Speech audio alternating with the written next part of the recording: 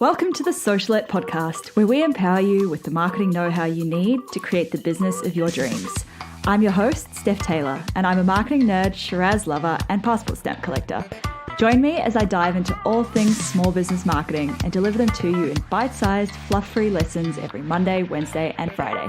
Let's get learning.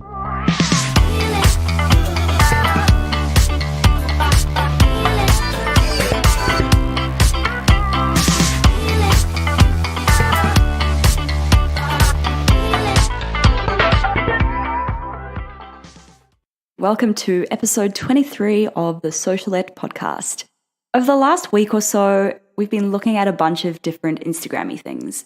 And last episode, we took a little detour so I could tell you a bit about how I became a digital nomad. But for now, we're going back to Instagram. This episode, we're looking at the role Instagram plays in your bigger marketing strategy.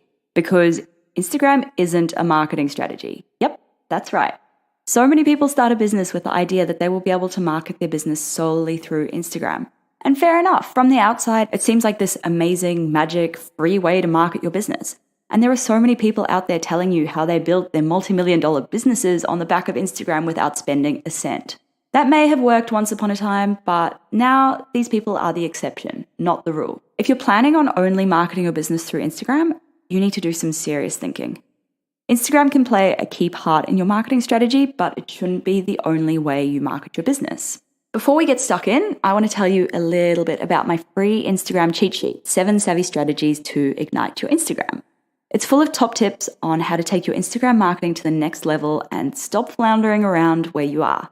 Visit stephtaylor.co/23 to download it. So, what role does Instagram play in your marketing strategy? It's all well and good trying to build a huge Instagram following, but here's a question for you. If Instagram were to shut down tomorrow, how would you communicate with your followers? This is why you need to get people off of Instagram and onto another platform. Ideally, your email list, because this is something you have control over to an extent. Instagram fits into your marketing strategy as a top-of-funnel activity. Remember way back in episode 8 where we looked at the buyer journey and mapped out your funnel? Or maybe you need to go back and listen, but Instagram sits at the top of this funnel. Basically, it's a way to get your business in front of new eyeballs and start to nurture people down the funnel. It's also a way to build connection and trust with your existing audience. However, it's not likely to be the main source of your revenue. Organic Instagram simply doesn't scale in the way that other forms of marketing, like Facebook ads or AdWords, do. That doesn't mean you should give up on Instagram altogether, though. Instead, use it as a way to nurture your audience, rather than using it to sell to them all the time. Listen to episode 21 for some tips on how you can build a connection with your Instagram audience. Consider partnering with influencers to speed up your growth and get your brand in front of new people. And make sure you give people an incentive to join your email list. Something like a free ebook or a 5-day challenge, and promote this on Instagram. So have a link to it in your bio, talk about it in your posts, talk about it in your Instagram stories. And then also think about other ways you'll market your business and how they all fit together.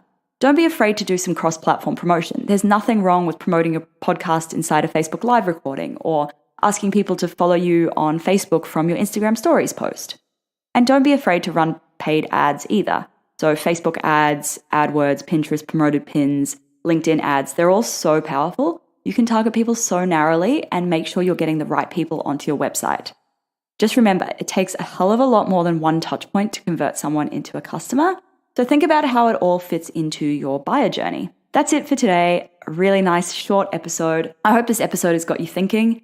Don't forget to head over to stephtaylor.co/23. So that's stephtaylor.co/23 to download my free Instagram cheat sheet, 7 Savvy Strategies to Ignite Your Instagram. Make sure you subscribe so you don't miss any of my new episodes released every Monday, Wednesday, and Friday. And if you're enjoying this podcast so far, or you've even just learned one thing from it, please would you do me a favor and leave me a rating and a review in Apple Podcasts or iTunes? Hugely appreciate it and makes a big difference to whether someone listens to the show or not. All right, that's all from me. See you next time.